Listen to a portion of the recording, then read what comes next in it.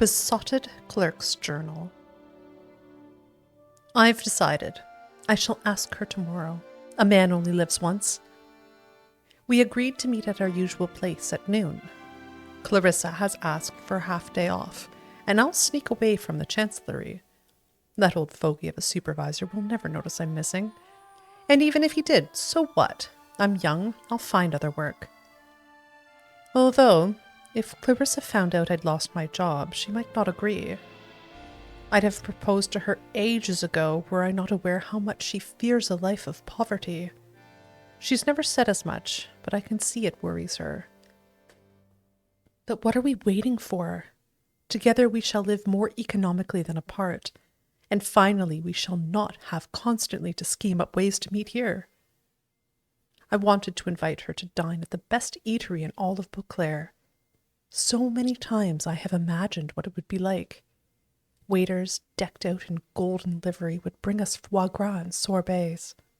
Clarissa would sit on a satin cushion, a raven-black crown of hair on her head, and looking beautiful, the most beautiful woman in all the room. Then I would pull out a diamond ring. But the truth is, I shall never be able to afford all that. Not even if Clarissa were to insist a ring of simple silver would be enough for her, and we'd be better off spending that coin to buy a house in Oatville where we could open up a shop and she could sell hats.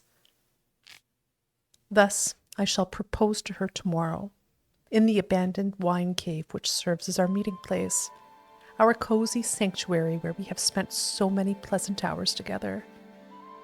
She never complained that her only romantic moments have been spent surrounded by cobwebs and old barrels of wine. But tomorrow marks the end of all that. Once we are wed, I will carry her across my threshold. It will be tight quarters, but there will be room enough for a bed, and there will be no cobwebs. I've only a simple copper ring for her, with a red glass jewel of the cheapest sort. But I promise, in a year's time I will exchange it for a silver one, with an amethyst, or maybe even a ruby. Oh, Clarissa, tomorrow cannot come soon enough.